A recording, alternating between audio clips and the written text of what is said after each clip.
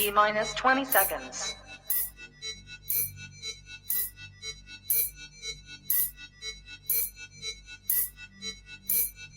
10, 9, 8, 7, 6, 5, 4, 3, 2, 1, 0.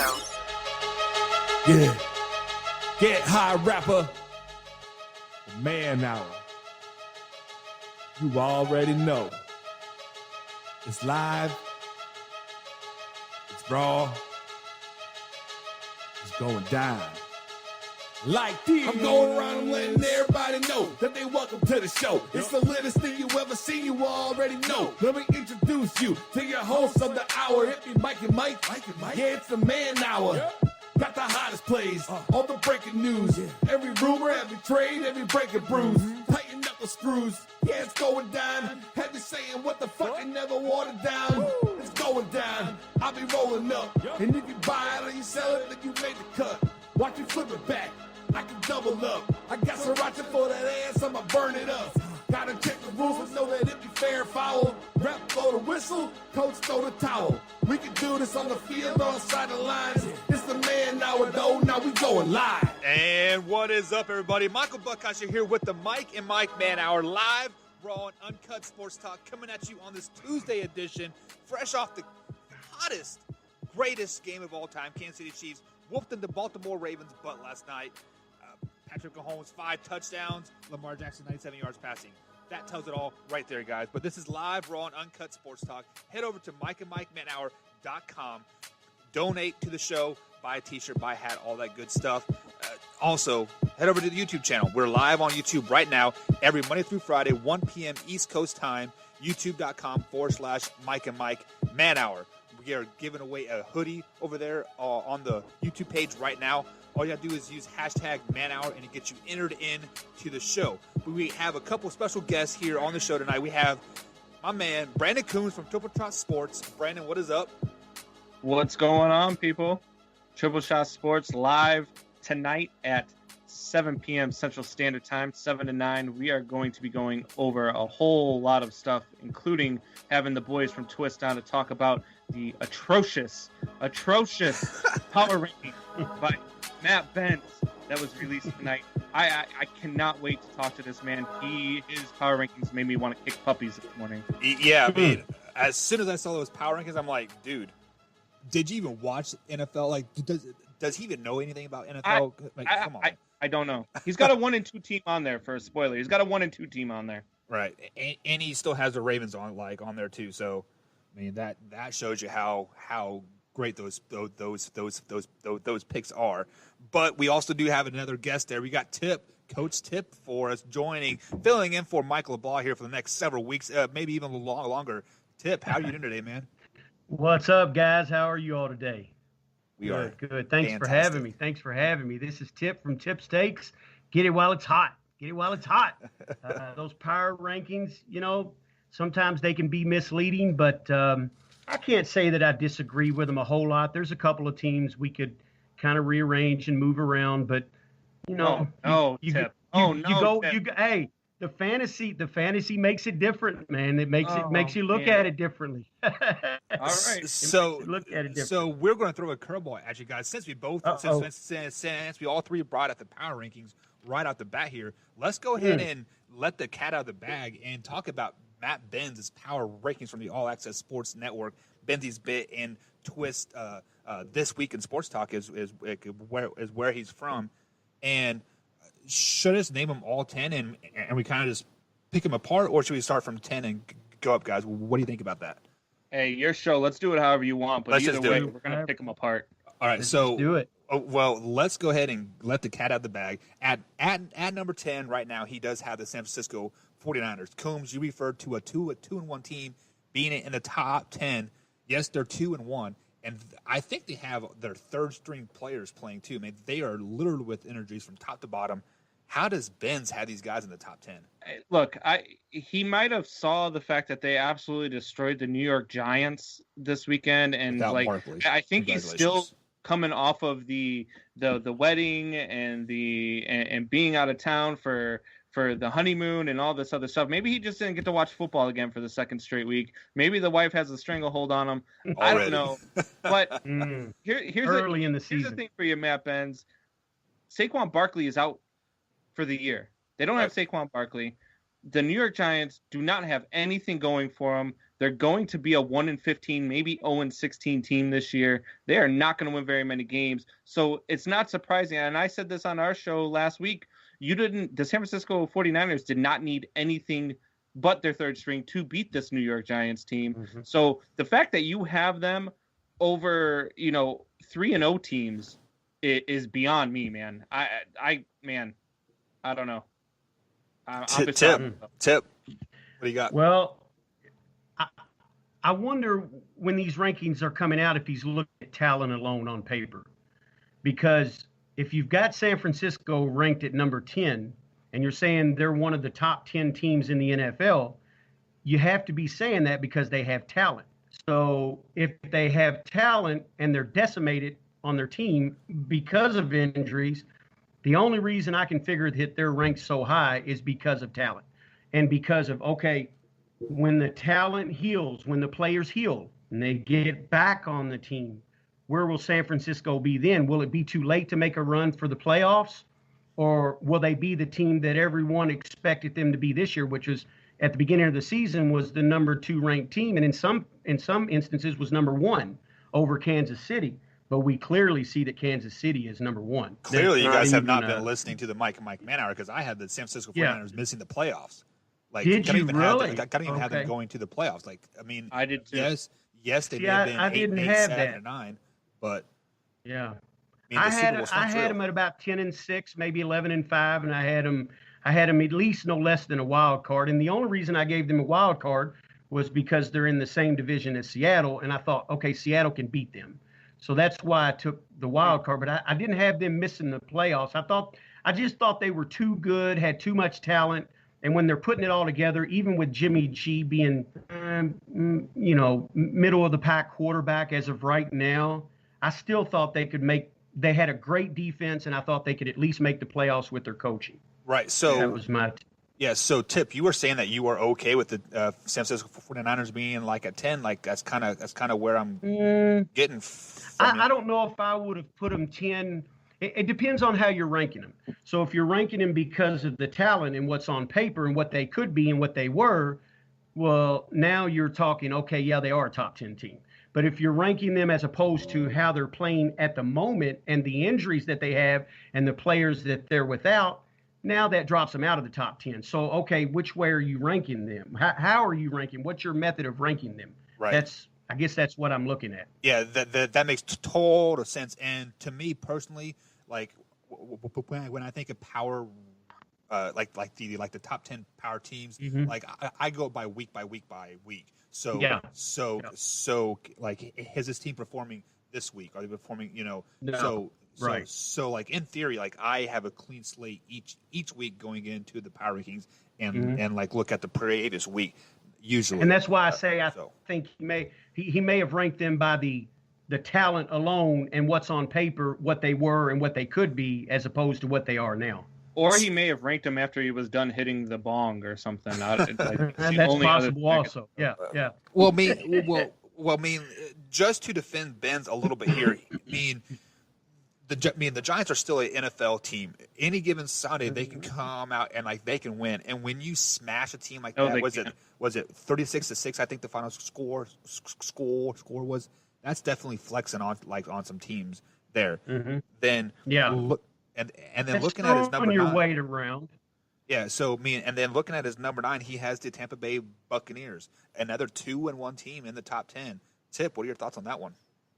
I like Tampa Bay. I got to be honest with you guys. I picked Tampa Bay to go to the Super Bowl in Tampa Bay this year. I have them winning the Super Bowl, Tip. I have them beating the Kansas City Chiefs. I do. Yep. Good call, Combs. Okay, that's a good call. I don't know that the Ravens are going to be in that mix unless Lamar learns how to pass and unless Brown can catch a pass. I like this guy.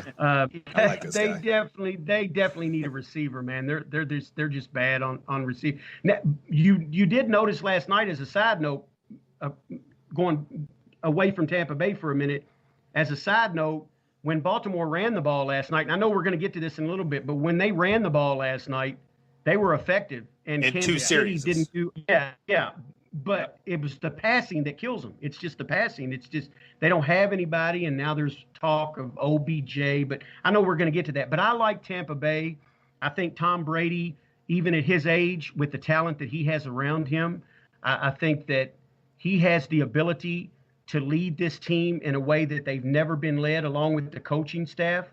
I like the signing of Leonard Fournette, even though I have him on my fantasy football team and he's not done so well except for one game. But I think he will get involved in the mix and really become the back that he's been in the past.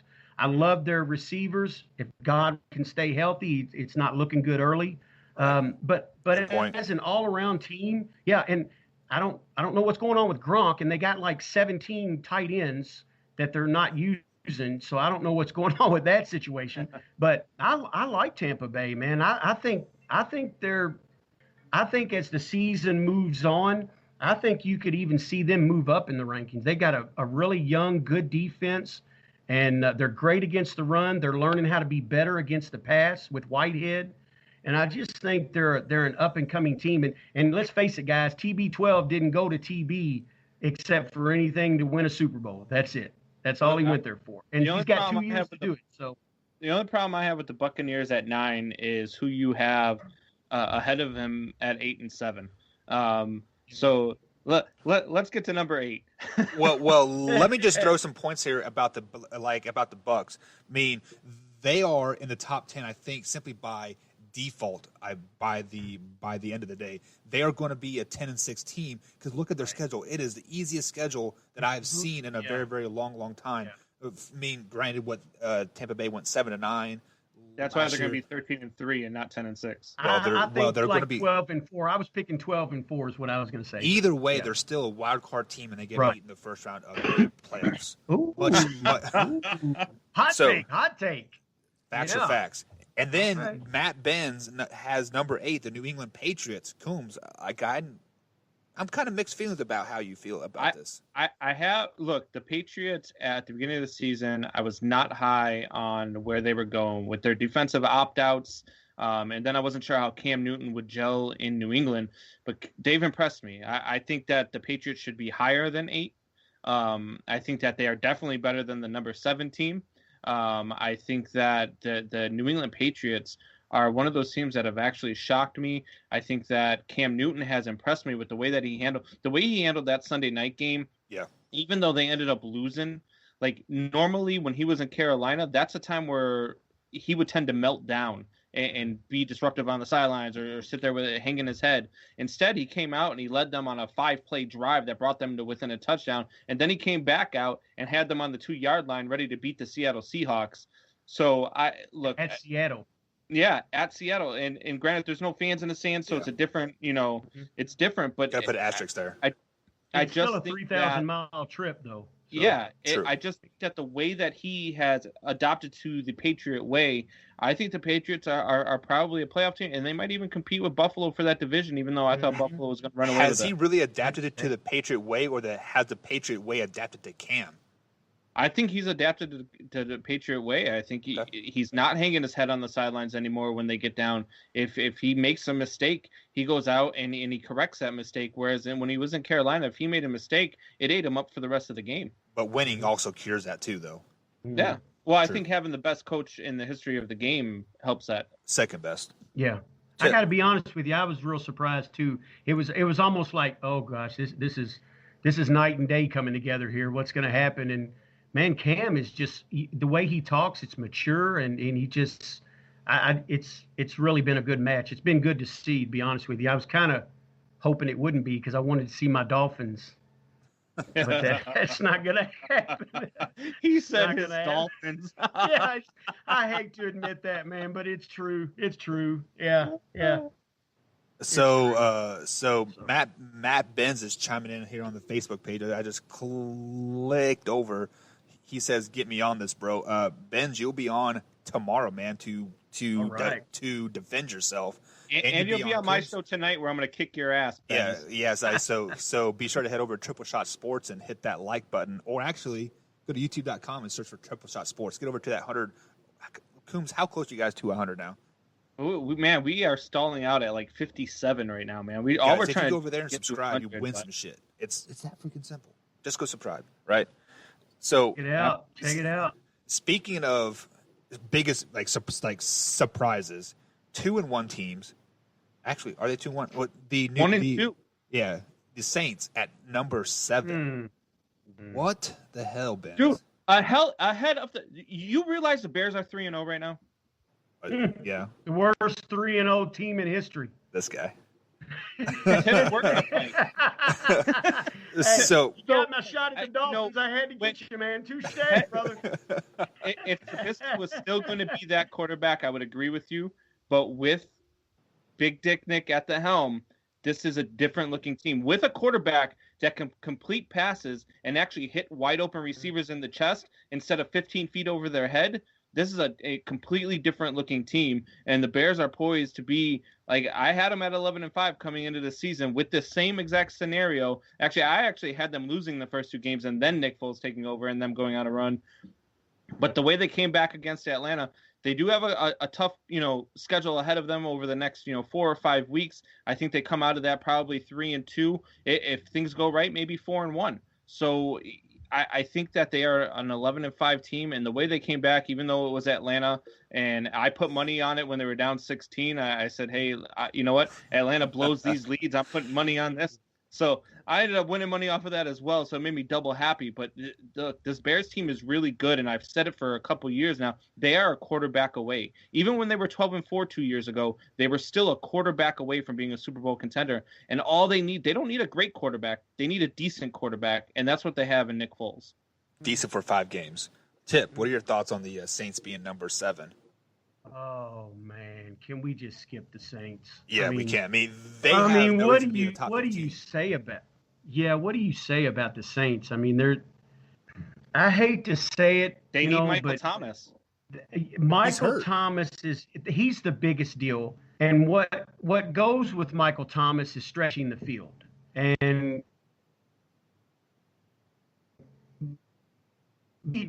Drew Brees, who Michael Thomas is his guy.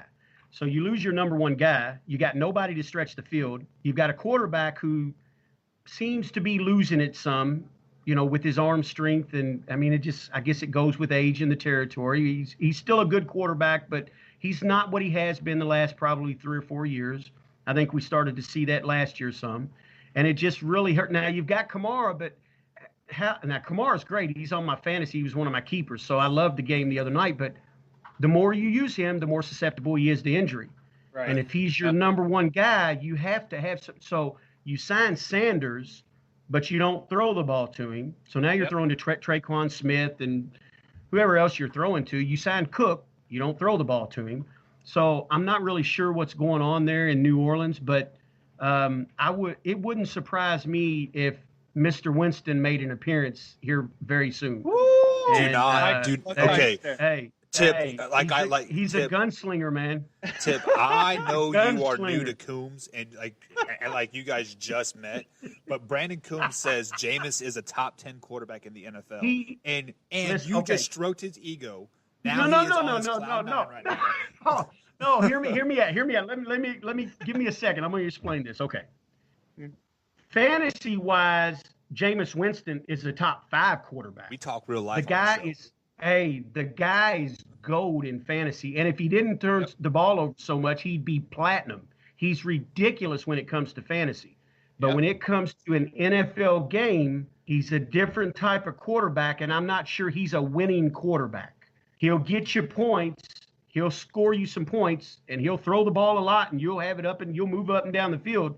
But are you going to win games? Are you going to win championships? And ultimately, that's what it's about. I'm not sure that Winston is that guy. I'm not even sure Taysom Hill is that guy. Ooh. I'm just saying Hill's not that guy. he's right. not that guy. And I don't know why he keeps being listed as a quarterback because they use him everywhere. But I just think the Saints have everybody, like you just said about your take on Chicago was great. They've got everything except a quarterback. I think the Saints are coming to that point. I think they have everything but a quarterback. They're losing their quarterback. They've got a quarterback that'll get them through but they don't have that quarterback that's going to be there for the future, and that's where they're lacking. And I just think they're in trouble. And in their division, anything goes. And I'm not sure. I think Tampa Bay wins that division, and I'm not even sure New Orleans gets in the playoffs. That's a bold statement there. But just to recap so far what we have here. Number 10, San Francisco 49ers. Number 2, the Tampa Bay Bucks. Number 8, New England Patriots. Number 7, New Orleans Saints. And then coming at number 6, we have the Seattle Seahawks. They are way too low here. Way low. They need to be higher. They're better than the Bills. Yeah. They're better than the Ravens right now. They're better than the Steelers. I don't have a problem with his 1 and 2. I think they're the best team in the East so far down. Sorry, in the NFC. I think they're the best team in the NFC. That's just my opinion. Well, behind the Cowboys. I mean, Green Bay's been tearing it up. So I quit. I'm out of here.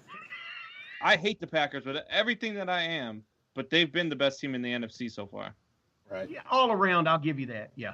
And then at number 5, he has the Buffalo Bills. One team that you said the Seahawks were better.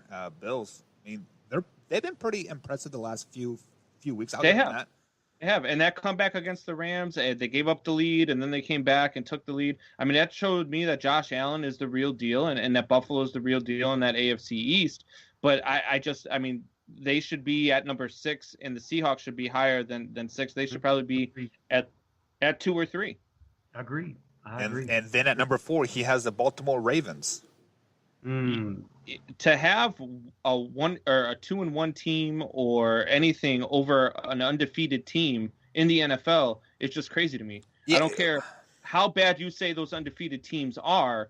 Those undefeated teams are still undefeated. You beat the teams that are in front of you, and you said that yourself earlier, Michael. But you beat the teams that are in front of you, and you play. And any given Sunday, a team can beat you. So when you are 3-0, and especially a 3-0 Seahawks team, over a 2-1 Ravens team, I just don't get it. I don't understand. Yeah, I mean, just to shed some light here, are you saying that the Chicago Bears are better than the Baltimore Ravens right now? I think that the Bears will give the Ravens a run for their money right now, yeah. But are they better? Who wins the game in the end? I would say the Bears. I'd say the Bears. And I'd say the Bears. Okay. Right now, at this moment, yeah. Okay. Yeah. Then points. I think the Ravens are number 1. I think they're ranked way too high. They have a great defense. They've got some great pieces on offense. I think Lamar can throw the ball fine. This 10 to 15 yards. Well, but this notion that he can't throw the ball, Lamar's got a great arm.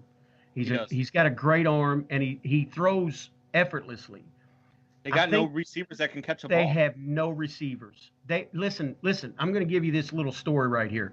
I have Marquise Brown as a starter on one of my fantasy teams, basically because I have nobody else better to start at that position. But that being said, that's neither here nor there.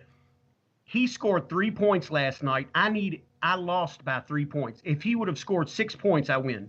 The guy is an NFL receiver, and he can't score 6 points, and he's the number 1 receiver. You've got Andrews, who just dropped a pass in the end zone. That was normally he would get, who I thought was going to be a top 3 tight end by the end of the season. So I don't necessarily believe that it's Lamar Jackson's throwing, because I think he throws great. I do think he needs work, as everybody does, every player does, but I really believe they have got to have a number 1 receiver.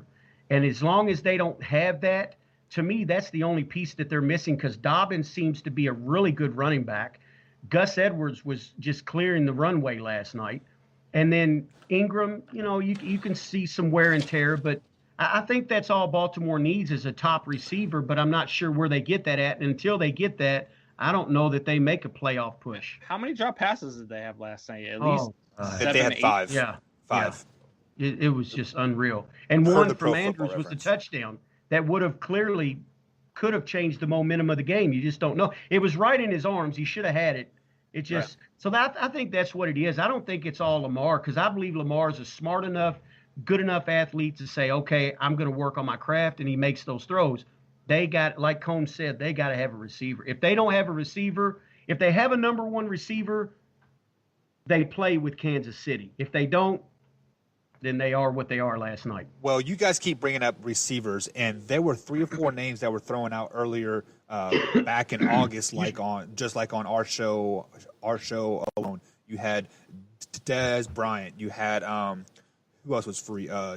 Josh Gordon was a free agent. Who else am I thinking that's a free agent that got cut? Oh shit.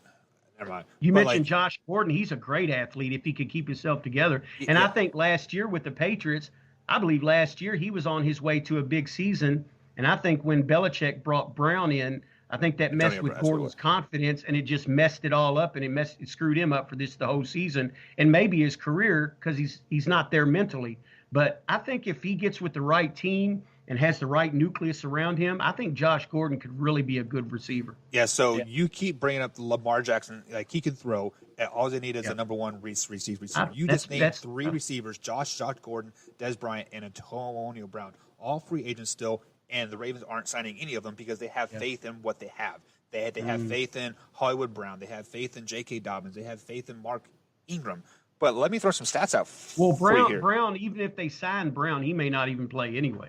Because he's still got suspensions coming probably from the NFL, and you don't even know when he's going to play. But if you are looking to make a run, even if he's suspended for 8 games, I mean you can get him in January, right? So that's true. Lamar Jackson led his team in passing at 97 yards last night and rushing with 83 yards. They have Mark Ingram on the field. He only touched the ball 7 times for 30 yards. Like last night. I am not taking away the fact that Lamar Jackson is a great athlete. He is a darn good quarterback too. Let's chalk it up to the coaching. How are you a run dominant team and your tailback only touched the ball 7 times in a game? Well, first of all, Gus Edwards outran Mark Ingram all night. Well, Dobbins was better than Ingram. Right. But when they put Gus Edwards in there, that's why I was mentioning earlier, Kansas City doesn't have a great run defense. They've got great pass defense, safeties and cornerbacks. They've even got some decent line, but they're not great against the run. So when they put Gus Edwards in there, man, he was peeling up black asphalt, man. He was just running all over them, but they didn't stick with it for some reason. And then every time Lamar had to throw, and then you had the really bad play where the offensive lineman, they had 4th and 2, were going to go for it, and the offensive lineman, I forget his name, he jumped, and it cost them 5, and they had to go for that field goal. So that was kind of the end of the game for them. But I think their run game is where it's at. I just think you need to get a better receiver. In short answer to your question there, Mike LeBlanc, you don't hand it to Mark Ingram 25 times because Mark Ingram isn't that guy. Mark Ingram's very overrated. He's not a guy who is going to run for 120 yards on 25 carries. He's just not. He's a short yardage back. He's a good, from the 5-yard line, you need to pound the ball down and try to get in. He's that guy, but he's not a hand it to him 25 times a game guy. That offense rests on Lamar Jackson. And that's just how it goes. Everything flows through him. And that's why they're going to fail in January again. So let's go ahead and get through these last couple things here before we take a quick little break. I'm not sure the Ravens make the playoffs. Ooh, I don't know about that. I'm just saying, hey, they're in there with the Steelers, and you got the AFC's loaded, man. It's got some good teams. And speaking of the Pittsburgh Steelers, Matt Benz has them coming in at number 3. Go ahead and talk on the Steelers a little bit. Man, I've never been a Steelers fan. I've never been a Big Ben fan, but I got to tell you, I got to respect the guy. He comes back from an elbow surgery and from someone who's had 2 total shoulder replacements. I know what that surgery can be like as far as your arm goes. That guy came back. He's throwing the ball. He looks better than ever. Schuster, I had Schuster last year on my fantasy team. Boy, that didn't go well. But this year, man, he's playing great. Their running game, they got Benny Snell from Kentucky, who's really – he's putting it to him. He's a great relief for Connor off the bench. He is. He really is. And their defense is, Pittsburgh's always been known for defense. So I really like Pittsburgh, and that's why I say I'm not sure Baltimore makes the playoffs. By the time if Pittsburgh wins the division, and then you've got a couple of other teams, and they get head-to-head records or wild card. I mean, I don't know. It's because you. People are going to figure out, teams are going to figure out how to play Baltimore. So, you stop the pass, you make them, you stop the run, you make them pass. They can't do much. So we already know how to beat We already know how to beat them. Do what the Titans did to them last year. I like Pittsburgh. Yeah. I think they're going to win that division hands down. I don't even think it's going to be close because none of the teams in that division are really, I think, good enough to stick with them as far as offensively. And I think they're probably going to be one of the favorites for the Super Bowl at the end of the season. Big Ben looks great. He looks better than he ever did. And then coming in at number 2, Coombs talked about him a little bit earlier. We have Aaron freaking Rodgers and the Green Bay Packers. Coombs, what do you think about those guys at number 2? This team is scoring at an amazing clip so far early in the season. I didn't see this coming. I thought that the draft of Jordan Love was really going to actually weigh down Aaron Rodgers more than it was going to help him. And they've got 0 weapons. They had Devontae Adams was down, and they still went out and put up a crazy amount of points. This team is unbelievable. This Green Bay team is one that is probably going to have another 14-2 or 13-3 season, because right now, if they keep playing this way, there's not a team in the NFC that can stop them. I don't even think it's the Seattle Seahawks. I agree. And then at number 1, I think the Seahawks are messed up. I think where the Seahawks are kind of they have no run game, and they're one dimensional. And I'm not sure the Seahawks can keep this up all year long, all season long. Well, they do have a run game, and Chris. Yeah, they do have got a great run game. Jones is awesome. Yeah, so, and then coming in at number 1, obviously the Kansas City Chiefs put the beat down on the Ravens last night. My Kansas City Chiefs, RBL kind of. Oh, now they're your Kansas City Chiefs. Hey, I've been a Kansas City Chiefs fan since 1989. Okay, fair enough. Hey, so listen, I have no problem with his number 1 and number 2, but Matthew John Benz, if you are still listening, sir, your 3 through 10 are absolute garbage. You need to reevaluate how you watch football. Maybe it's just because the Vikings suck so bad you decided to turn the NFL off, but I don't know what's going on, buddy. But you guys want the proper you guys want the proper top 10 here? I got it right here. The correct top 10 power rankings here. Sure. At number 10, you have the Indianapolis Colts. Phillip Rivers and those guys are going to go 10-6 this season. Win that AFC South. I mean, there's no stopping them. Coming in at number 9, I slept on the Rams this year. They have shown me a lot this season. I'm going to go with it. The Rams, yes, they lost to the Buffalo Bills, but they showed heart and they fought back from 28 points down. You know, and they also beat the Dallas Cowboys. Then coming in at number 8, I had the Baltimore Ravens. The reason why I still have them in the top 10 because I still think they can win a lot of regular season games. They're still going to win 12 to 13 regular season games. They're just not going to win in January. And then coming in at number 7, I had the Tampa Bay Buccaneers, almost by default, like I said earlier. But hey, that offense is starting to look pretty good right now.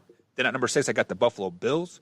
Number 5, Seattle Seahawks. Number 4, Pittsburgh Steelers. Number 3, the New England Patriots.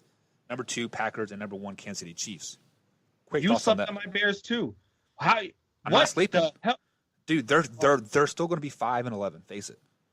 So you think the Colts are going to win that division over the Titans? Yes, I think the Titans are going to go 8-8 this season. You can praise King Henry all you want. He is going to turn into Queen Henry by week 9. He's going to be so wore out from carrying that team. That the Titans go 8-8. You don't like Tannehill? So do you not like Tannehill?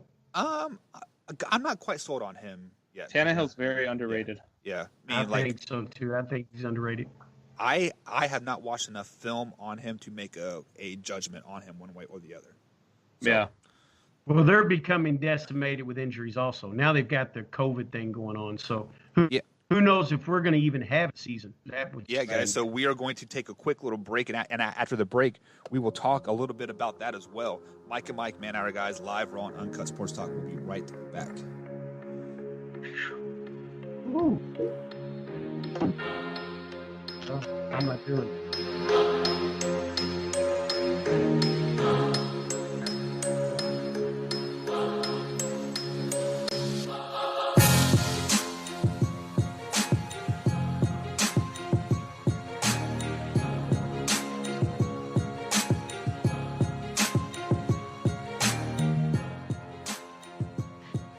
Welcome back to the Man Hour, guys. Michael Buckeister here, live Raw and Uncut Sports Talk. Head over to MikeandMikeManHour.com.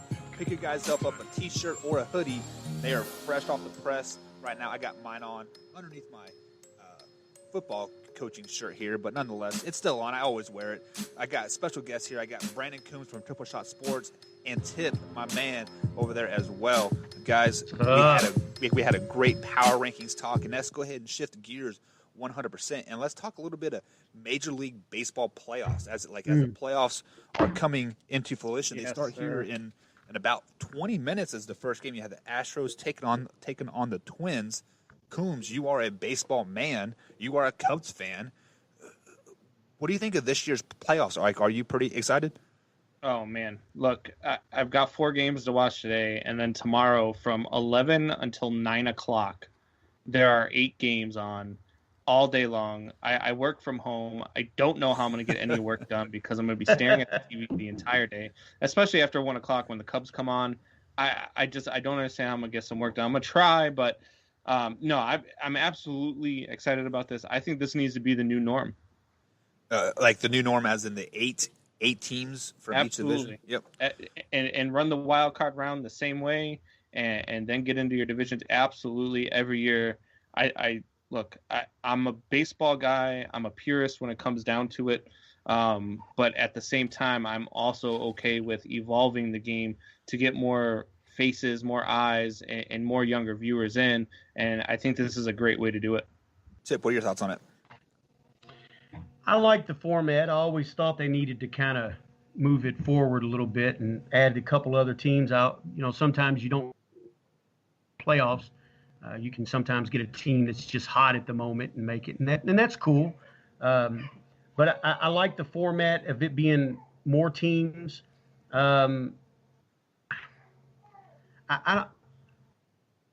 don't like not having fans. I don't like that. Right. I'm a big baseball guy too, Combs. I'm with you. I happen to be a Yankees fan, so so that's. But I don't know how they're gonna. Yeah, I don't know what they're gonna do this year, but I don't like the fans. When I try to watch a ball game, it just looks. I watch it, but it looks like football and basketball. Somehow I can get past the no fans, but with baseball, there's something there.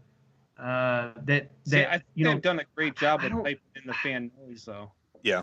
Yeah, I mean, I just it's not the same because baseball. I think it might be because baseball already has kind of a slow process throughout the game. It's not constant movement like basketball or football. Right. So what happens is when you get the fans, they can provide an element to kind of keep you interested. There's noise.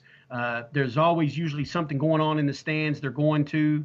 And now it's just really quiet, and it's just you just focus on baseball.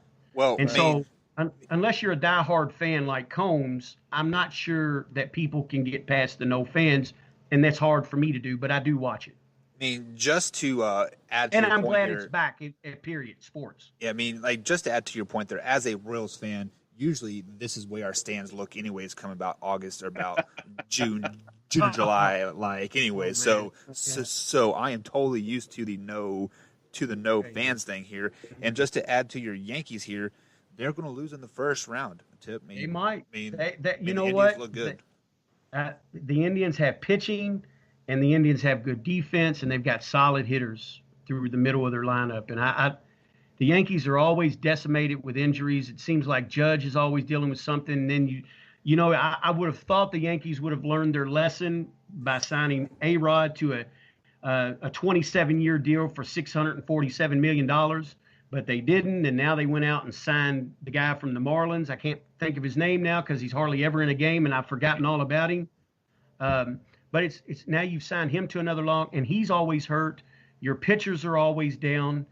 If you didn't hit 1,000 home runs a year, they don't play great small ball. Their defense is suspect to me. You're constantly moving parts around. You don't let anybody really get settled in a place, and some of that has to do with injuries. And I don't look for them to make a big run either. Actually, a lot of people are picking Tampa Bay and the Dodgers. I like the Indians in in general, but I like the Yankees in this round to pull off the upset. Do you really? I do. Okay, well, I think that I the hope Yankees, you're right. I think that the Yankees will steal Game 1 off of Bieber, and Good. then with Garrett Cole on the mound, and then after that, I mean, all bets are up because then at that point you push Cleveland up against the wall. They have to win 2 straight, and I think that the Yankees bats can get to either if they don't get to Carrasco, they can definitely get to Plesac in Game 3. Yes, yeah. So, me and we will pick our World Series picks here in a minute here, but you guys are passionate baseball. Go ahead. Real quick, just to touch on that Yankees thing. I'm sorry, Mike. The Yankees also have to be hitting, Combs, because if the Yankees aren't hitting, they don't have the pitching to do anything besides Cole. Because Tanaka, he's injured. I mean, most of their starters are injured or got some type of ailment going on. So now you have to get into your bullpen early. And I think you're right. I think if they don't jump on them Game 1, I think it's lights out for the Yankees because I don't believe they have the pitching past Cole. Yep. And if their hitting's not hitting, they're in trouble. And that's why I say I think Cleveland across the board has a better team, if nothing else, just because of health reasons. Yeah, okay. And then so just to add to your points here, guys, you guys are both in favor of this new playoff format with the 8 teams. Yeah, I like. With the first best 2 out of 3 in the wild card round. What do you think about the shortening of this season? Because me, as a passive baseball fan, I'm not watching every game from first pitch to the last pitch. I tune in when I can, usually while I'm at work on these daytime games. I kind of like the 50, 60 game season. Yeah. What do you guys thought? So I'm not opposed to shortening the season. I don't want to see it at 50 or 60 games. I'm okay if you don't start playing regular season games until May 1st, though. Yeah. You get a lot of those April games, those early season games that get snowed out. You got bad weather. You're coming to Colorado and you got 8 inches of snow. Or you're coming to Chicago and it's 25 degrees outside and you're trying to play baseball at night. It's just I think those are the games that you can do away with and start playing in May once that weather starts warming up. And maybe cut it down to 128 games or something like that. I think would be ideal. What are your thoughts, Tip? I honestly like less games. I love the idea Combs said about he had about May 1st. I think that's but I think maybe they should cut it off probably, I don't know, the end of August maybe. And the reason I say that is because you just mentioned it, Combs. You go into October baseball, late September, October baseball. Now you're talking, especially in New York, you could have freezing rain or hail or sleet. I mean, you never know what's going to happen. So how many ever games you can fit between the beginning of May to the end of say August, beginning of September, maybe go those 4 months. I don't know, what can you fit in there? 100 to 120 games like you were talking. I think that would probably work. And you have the playoffs say the beginning of October or maybe a little bit beyond. And I think you miss all of that bad weather, a lot of stuff. And I just think it keeps the fans' interest more because 162 games is a lot of games for fans to keep up with. And you almost have to be like Combs and be die hard to really know what's going on. So you shorten it. They could play May to the end of August and still get a 62 in. But every Sunday, every team in the league, whoever you're playing that weekend, you play those 7-inning doubleheaders every Sunday. And I like that idea. Dan Patrick came up with that. He said he thought shortening the games to 7 innings would be, and he also said not changing pitchers in the middle of an inning, letting a pitcher complete an inning. That changes the whole game. Do that, but I like the 7 innings. I don't like the new rule that they have where you have to face 3 hitters. I think that's bad too. It just takes away from the beauty of the game, the chess match of the game. Right. It does, but it also takes the fans away. I mean, when you're watching a Yankees Red Sox game and it's 5 hours long, I mean, you're kind of like, you're already in 4 hours and you're only in the 7th inning. It's, I think you have to do something about that because that's part of what's losing the fans is it just becomes monotonous and kind of boring and tedious. And so I think they have to do something with the rules, but I do think they made a good step in the right direction with the new playoff format. I like the 7-inning rule. I do like that. Yeah.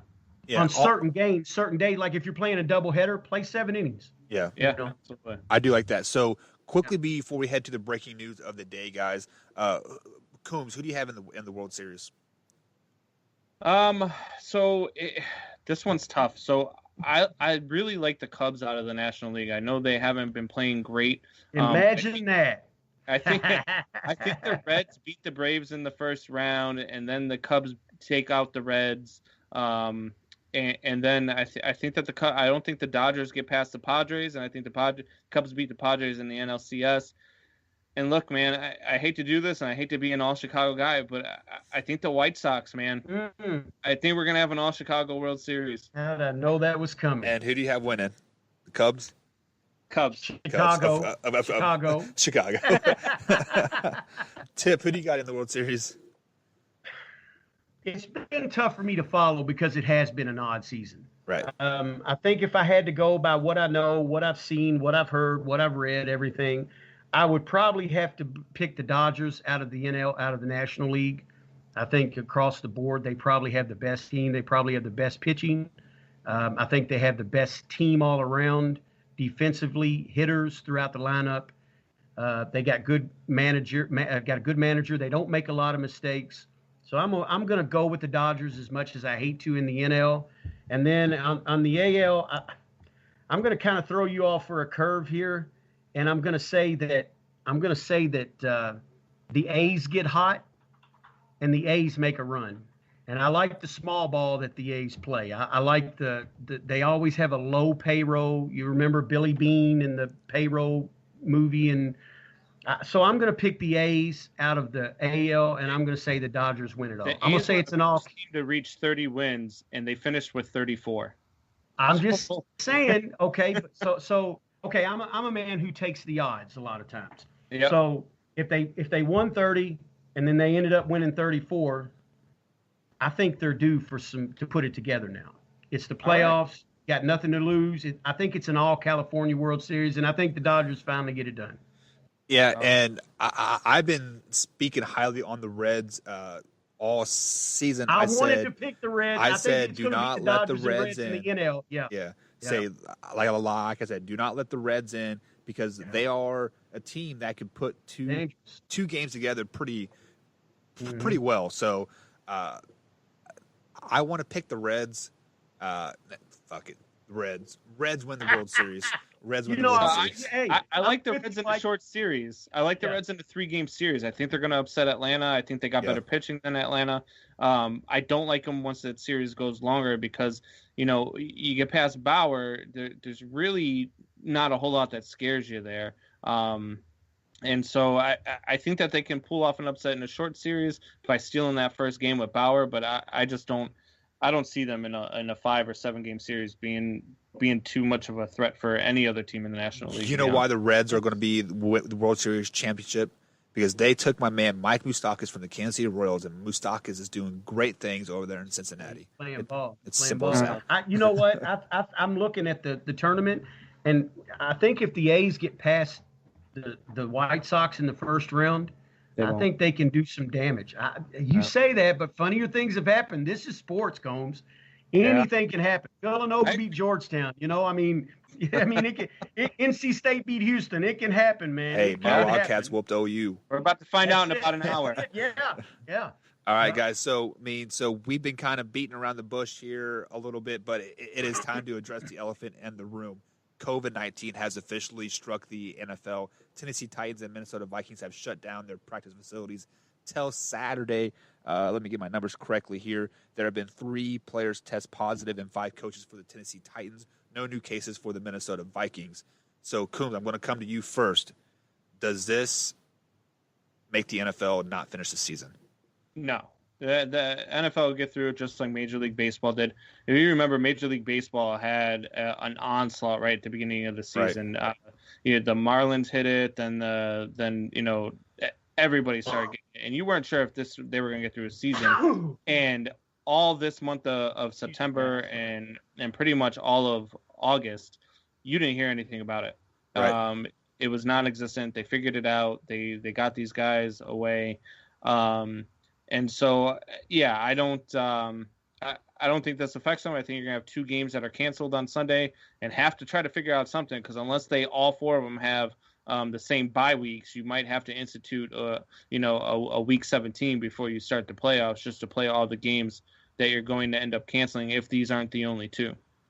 So let me go ahead and address your comment right there. There is no way that they can add an extra week into the NFL because the Super Bowl date is set. There are so many security measures and so much pregame facility. Yeah, you take the off week out. It's always an off week between the Super Bowl and the championship games. You just take that off week out. But or you just don't give them their bye week. They've already had their bye week. Well, right, but in order, these 4 teams would have to have the same exact bye week. Right, that's true. Well, as of right now, they are still scheduled to play. The Titans are playing the Steelers, and the Vikings are playing. I don't know who the Vikings are playing. I don't have their schedule in the front of my head. But this is not uncommon for NFL teams to like really not hit the field like until the day before the game. Because think about it, like you play a Sunday night game, and then you come back and play a Thursday game. I mean, there's really only 3 days of like rest, and usually that next day. It's like an off day, so you're kind of just watching film, kind of taking care of it. Vikings play at Houston Sunday afternoon. Right, and so like I think both those games will go on as scheduled. Those 2 teams will have a walkthrough Saturday afternoon, and then fly down to Houston, and then the Titans, I believe they're at home versus the Steelers, if I'm not mistaken. But my biggest question is, throughout this whole COVID thing, we've said it takes 14 days to test positive. It takes 14 days to develop symptoms. Why only close down the facilities for 5 or 6 days if the fact that it takes 2 weeks for it to money for a CNN conversation, because let's just leave it at let's keep this off of Fox and CNN, because that could go real deep right there. You do what you do. 5 positive tests. Are they having symptoms? Are they not? If they test positive, then those guys play or don't play, and if they test negative, then you let them play on Sunday. So just some fun facts there's roughly 80 to 90 staff members and players and coaches on an NFL team. 5 players tested, or 8 total people tested positive. That's less than 8%. And you don't even know what 8 people. Well, it was 3 players and 5 coaches. Right, so. But what players? You know what I mean? Right. Are these guys from the practice squad? Exactly. So. But I think the problem is going to be with that is, even if a player does, okay, you've got 5 players that test positive, they don't play, whatever.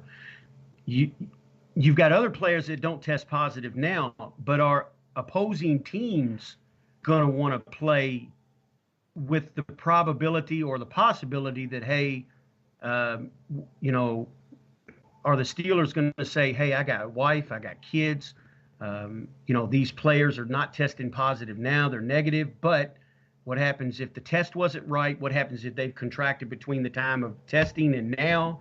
Right. I think all that's going to play into effect. And I got to be honest with you guys, I'm scared for the NFL season. I really am. I wonder if they're going to find, because now that this has happened with the Vikings and the Titans, now all teams, what are there in the NFL? 30 teams, 32 teams, something like that. All teams they're really going to button down on their testing. Well, and like I don't think that's true, because we've seen the Las Vegas Raiders. They actually just been fined because they've been skewing COVID tests. They're like, yeah, whatever, right? So that's what I'm saying. I think you're going to have other players come out. I think you're going to have players come out and say, okay, I don't want to take the chance. They may have tested negative, but between testing and now, who knows what they contracted? I don't want to take the chance on taking it home to my family. I think you're going to see things like other teams really hit the testing hard, and there still may be negatives, but then again, you don't know what's happening between that and the game time. I hope it doesn't happen, and I'm not trying to put fear in people out there, but I just have a bad feeling about this, because I feel like this is one of those deals that that they could just say, okay, you know what, let's just shut it down. And they might shut down for 14 days and they might not have game. They might end up having a 14-game season. So there's a lot of things that could happen here, but I got to be honest with you guys. I'm kind of scared for the NFL season right now. I hear everything you are saying, but we've been playing high school football here since August. We've had one positive case back before August. I'm with you, Mike. I'm with you, buddy. I'm just saying what's going on out in the world. Like Combs said, this is a conversation for one of those news stations. This is, I think, that's, I mean, look at what the other leagues are doing. Some of the stuff they're doing doesn't make any sense either. The NBA and the MLB and NHL. So the NFL's right up there with them. And you can't have football without some kind of contact. There's sweat, there's blood, there's whatever else going on out there. I'm just saying, all you have to do is make it to November 15th and we'll be fine. Bingo. Well, also, if the season does get cut short, like say they do a 14-day pause right now, but they do. Go ahead. I'm sorry. Like this will help your Chicago Bears, Coombs, because Nick Foles will have time to get more acclimated into that offense before he's out on the field. Good point.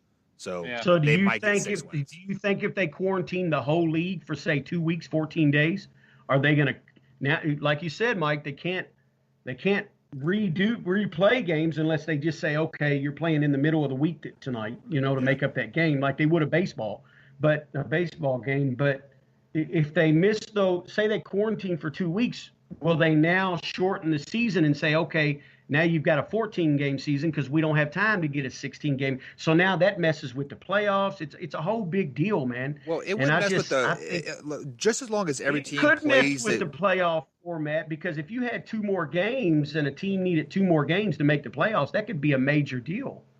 Say the Baltimore Ravens, say they needed those 2 more games for a wild card because the Steelers won the division. Well, now you got. There's a whole lot to this. Do you see what I'm saying? There's a whole lot to it. I see what you're saying, but then you could say the same thing. Same thing about the Browns. Oh, they needed 2 more games to get into there. You can say the same thing about the Chiefs. Oh, they needed 2 more games. Yeah. So, but like so. True. I mean, So if I remember correctly, back when the NFL season started, they put in they played or like certain games at certain times to make it not affect the playoffs. Because if you flash back to August, there was all of the information saying that we weren't going to start the season on time. So they had those 2-3 weeks were most of them were non-division games. So you still had all the division games that wouldn't affect the playoffs as much. Good toward point. The end of the That's a good point. So good point. Yeah. All right, guys. That is going to be it for today. Combs, Tips, guys, thank you for being on. Tip, we're gonna have you as a guest on a lot more often, man. Hope you are ready for it. Combs, tell the people where they can find your show at tonight. Hey guys, tonight 7 p.m. Central, 8 p.m. Eastern. Find us on YouTube. You can find us on the Triple Shot Sports podcast on YouTube, Triple Shot Sports podcast on Facebook, and soon to be the All Access Sports Network. Every Sunday, Tuesday, Thursday, same time, 7 p.m. Central to 9 p.m. Central, 2 hours. Tonight we have the Twist Boys on talking about the power rankings. I am going to kill Matthew John Benz. All right, guys. That is it for the Mike and Mike Man Hour. Hey, thanks for having me on, raw, guys. Uncut Sports Talk. See you guys tomorrow, same time, same place. We out. Have a good day.